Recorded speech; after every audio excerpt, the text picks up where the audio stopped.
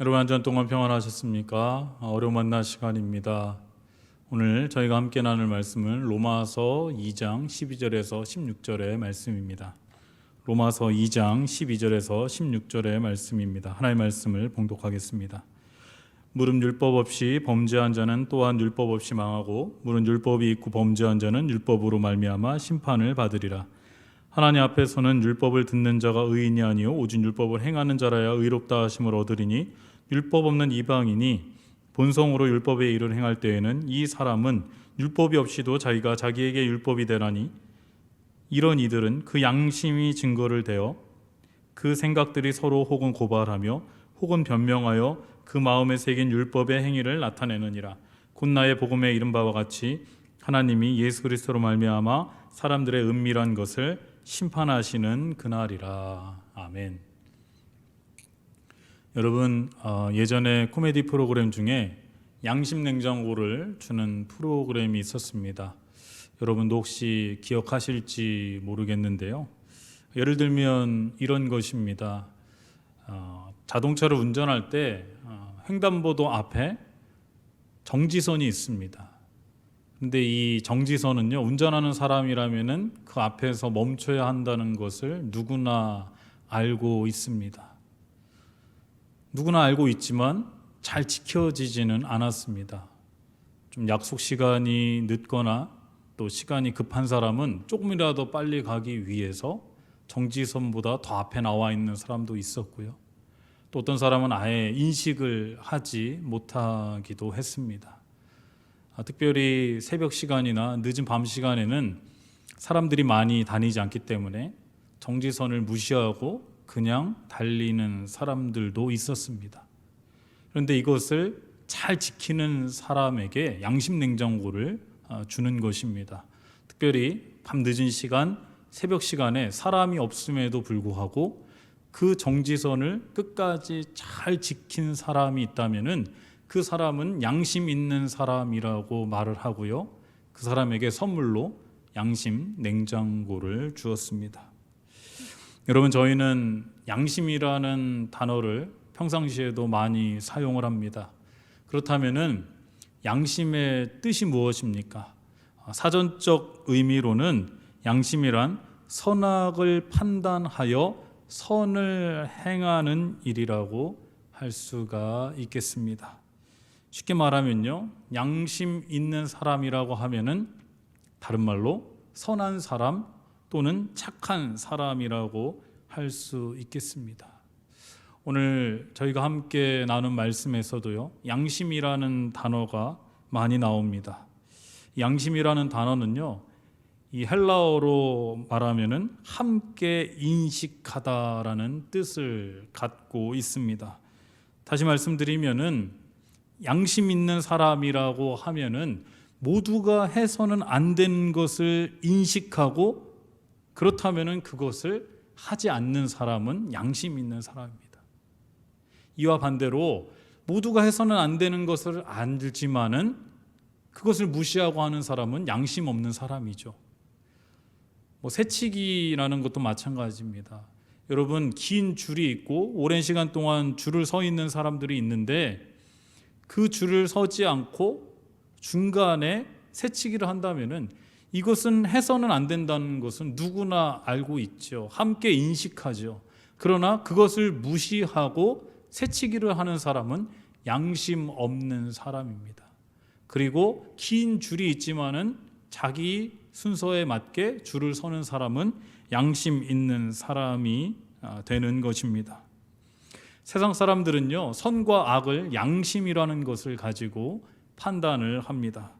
그러나 모두가 양심을 가지고 있지만은 다 선을 행하는 것은 아닙니다.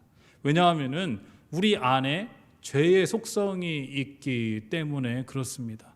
그래서 앞에서 말씀드렸듯이 양심 없는 행동을 하는 사람들이 주변에 많이 있지 않습니까?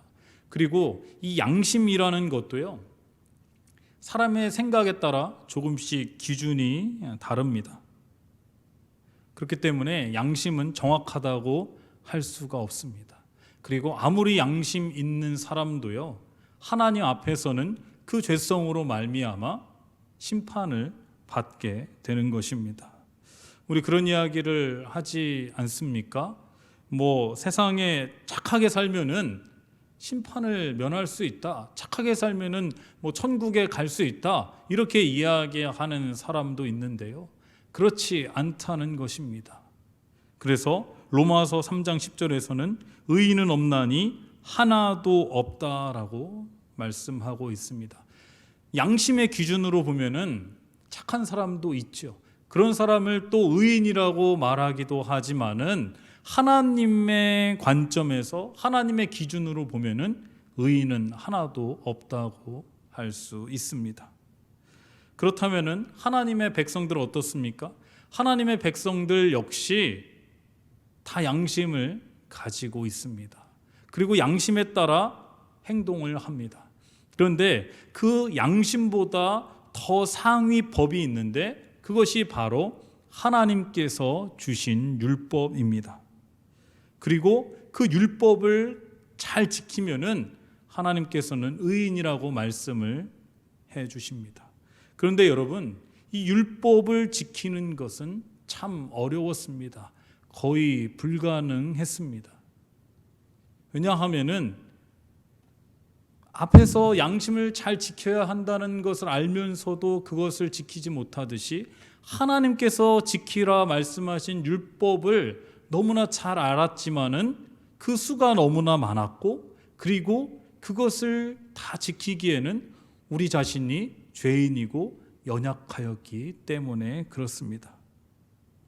그래서 유대인들은 어떻게 생각했냐 하면요, 하나님의 율법을 많이 알면은, 그리고 그 하나님의 율법을 많이 암송하면은, 그리고 지식을 많이 갖고 있으면은 의인이라고 생각을 했습니다. 그러나 하나님께서는 뭐라고 말씀하고 계시냐 하면요, 율법을 듣는 자가 의인이 아니요 율법을 행하는 자가 의인이라고 말씀을 하십니다. 13절의 말씀을 보시면은 하나님 앞에서는 율법을 듣는 자가 의인이 아니요 오직 율법을 행하는 자라야 의롭다 하심을 얻으리라, 이렇게 말씀을 하고 있습니다.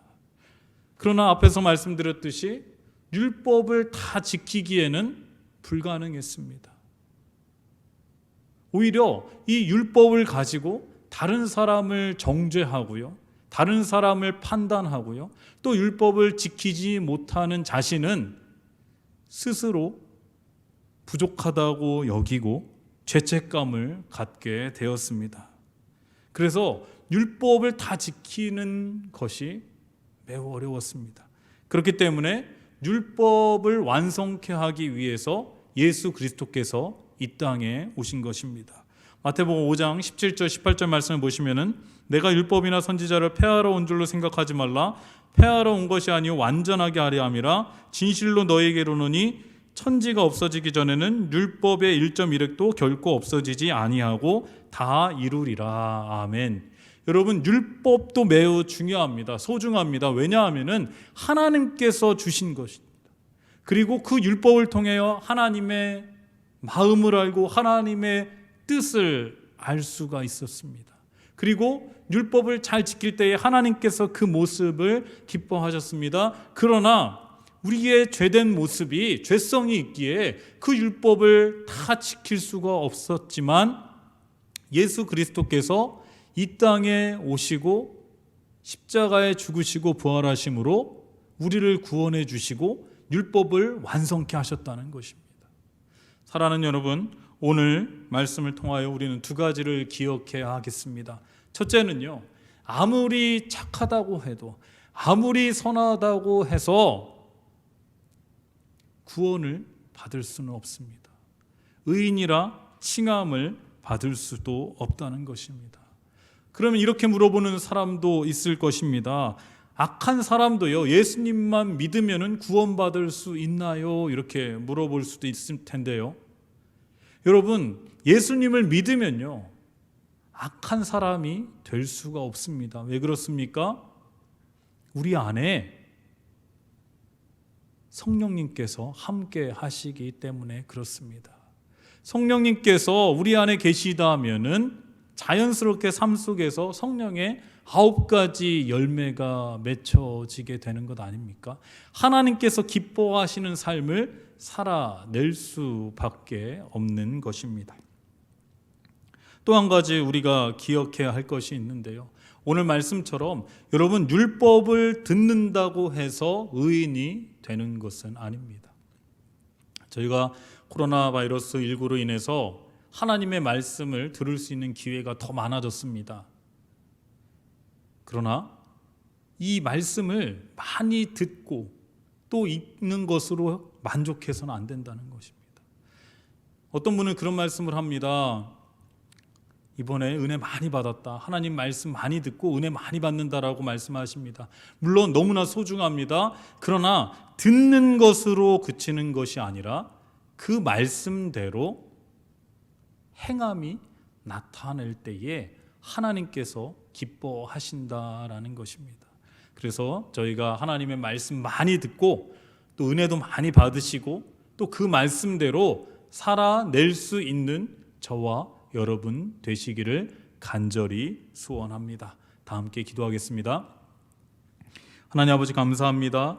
저희들에게 예수 그리스도의 은혜와 십자가의 사랑을 깨달아 알게 하시고 하나님의 자녀 삼아 주시고 죄인이지만 의인이라 불러주시니 감사드립니다. 하나님 아버지, 저희들이 그 은혜를 기억하며 항상 감사의 삶 살게 하시고 하나님의 말씀을 통해 하나님의 마음과 뜻을 알게 하시며 그것으로 만족하는 것이 아니라 하나님의 말씀을 삶 속에서 행함으로 나타내게 하여 주시옵소서. 하나님 아버지, 한 주간 동안 저희들이 살아갈 때에 건강을 지켜주시고 생업 가운데 복을 주시고 자녀와 자녀손들의 삶 가운데 은혜와 평강을 더하여 주시옵소서. 예수님의 이름으로 기도드립나이다. 아멘.